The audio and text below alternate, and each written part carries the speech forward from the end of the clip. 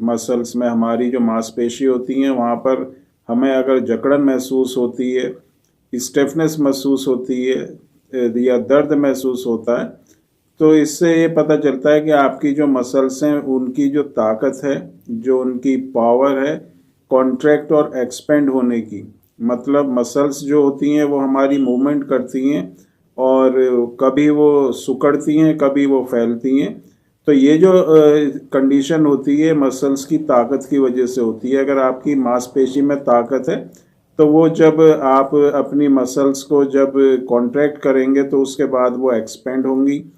Expand होने के बाद वो ताकत के साथ कॉन्ट्रैक्ट होंगी। तो ये अगर आपकी मांसपेशी में ताकत है तो वो इस तरह की मूवमेंट करती हैं।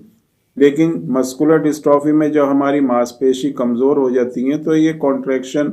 और एक्सपेंशन की जो ये मूवमेंट होती है ये नहीं होती, जिससे हमें जकड़न महसूस होती है, स्टिफनेस महसूस होती है। और ये जो जकड़न है आपको हाथों में, टांगों में या कंधा या आपका गर्दन, इस एरिया में ज़्यादा आपको महसूस होती है। और कभी कभी जो ड्यूशेन मस्कुलर डिस्ट्रॉफी होती है, जो डीएमडी के जो पेशेंट होते हैं, बच्चे होते हैं, उनमें इतनी स्टिफनेस हो जाती है या मसल्स इतनी सिकुड़ जाती हैं कि उनके जो हाथ हैं या वो पैर हैं वो भी टेढ़े होने लगते हैं। हाथ पैरों में अगर आप देखेंगे तो तिरछे होने लगेंगे, टेढ़े होने लगेंगे, क्योंकि मसल्स जब पूरी तरह से फैलेंगी नहीं तो वो क्या होंगी, सिकुड़ने लगेंगी। और जब सिकुड़ेंगी तो उसके साथ जो है जो पैर की जो शेप है वो भी चेंज हो जाएगी, उंगलियों की जो शेप है वो चेंज हो जाएगी। और इसके बाद जो है दर्द होना, पेन होना, ये भी इस तरह की प्रॉब्लम दिखाई देती है। तो अगर स्टिफनेस महसूस होती है, जकड़न महसूस होती है, मांसपेशी में कमज़ोरी महसूस होती है, बैठ के उठने में प्रॉब्लम है, चलने में प्रॉब्लम होती है, या दूसरी तरह से अगर आपको मांसपेशी में किसी भी तरह की वीकनेस महसूस होती है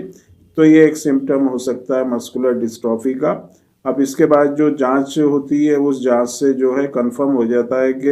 अगर जकड़न महसूस हो रही है मसल्स में, मांसपेशी में, तो ये मस्कुलर डिस्ट्रॉफी की वजह से या किसी दूसरी वजह से भी हमें जकड़न महसूस हो सकती है। तो कंधे में, कमर में, हाथों में, पैरों में, गर्दन में, कहीं पर भी अगर जकड़न महसूस हो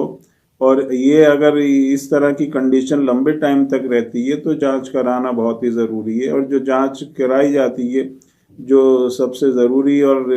पहली जांच होती है वो हमारा सीपीके ब्लड टेस्ट से हम सीपीके की जांच करते हैं। और सीपीके टेस्ट से अगर उसका जो रेंज है वो बढ़ी हुई आती है तो इससे बहुत हद तक हमें कंफर्म हो जाता है कि ये जो जकड़न या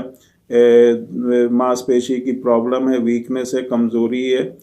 वो मस्कुलर डिस्ट्रॉफी की वजह से है। तो अगर किसी को इस तरह के सिम्टम महसूस होते हैं, जकड़न महसूस होती है, मांसपेशी में कमज़ोरी महसूस होती है, मूवमेंट में प्रॉब्लम होती है, चलने में प्रॉब्लम होती है, तो आप एक तरह से सावधान हो जाएं कि ये मस्कुलर डिस्ट्रॉफी हो।